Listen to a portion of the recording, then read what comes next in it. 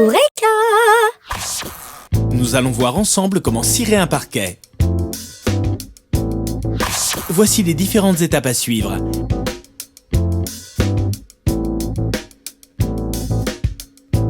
Et voici le matériel dont vous aurez besoin.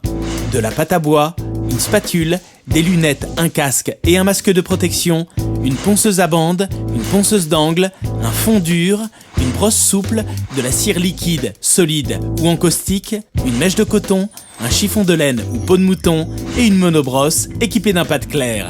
Étape 1. Préparez le parquet pour pouvoir le cirer. Si votre parquet présente des trous ou des fissures, il faut les combler.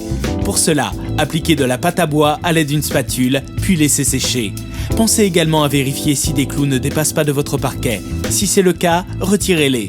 Le ponçage du parquet génère beaucoup de poussière et nécessite que vous protégiez vos yeux et vos voies respiratoires. Aérez bien la pièce. Vous pouvez également porter un casque qui vous protégera du bruit de la ponceuse. Pour poncer le centre de la surface de la pièce, utilisez une ponceuse à bande. Après le ponçage, passez l'aspirateur pour éliminer la poussière. Ensuite, poncez les bordures et les coins avec une ponceuse d'angle. Passez l'aspirateur, puis une serpillière légèrement humide afin d'éliminer la poussière, puis laissez sécher le sol. Étape 2. Appliquez un fond dur. Le fond dur est un produit utilisé comme sous-couche qui comble les pores du bois afin d'empêcher les liquides d'imprégner le parquet et de le tacher.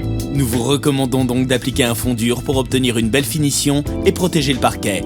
À l'aide d'une brosse souple, étendez le produit sur le parquet de façon uniforme. Laissez le fond dur sécher pendant 24 heures. Appliquez ensuite une seconde couche de fond dur et laissez sécher 24 heures. Attention, pendant l'application et le séchage du fond dur, aérez bien la pièce et ne fumez pas. Ce produit est facilement inflammable. Étape 3. Cirez le parquet.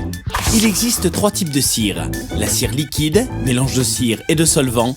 La cire solide, que l'on fait fondre au bain-marie. L'encaustique, cire en pâte contenant de l'essence de térébenthine.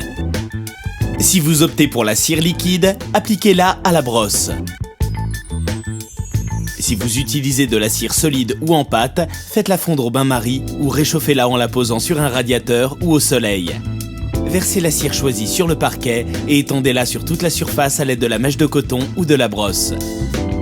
Commencez par la partie de la pièce opposée à la porte pour pouvoir sortir sans marcher sur la cire et travailler par air. Au fur et à mesure de l'application, essuyez la couche de cire que vous venez d'appliquer avec un chiffon propre et non pelucheux. Laissez sécher 24 heures. Passez ensuite une deuxième couche de cire afin d'obtenir une finition parfaite. Laissez à nouveau sécher 24 heures. Enfin, lustrez le parquet avec un chiffon de laine ou une peau de mouton en effectuant des mouvements circulaires. Vous pouvez également lustrer le parquet avec une monobrosse équipée d'un pad clair. Étape 4. Finition et entretien. Après avoir ciré et lustré le parquet, attendez au minimum 48 heures avant de marcher dans la pièce et y replacer les meubles.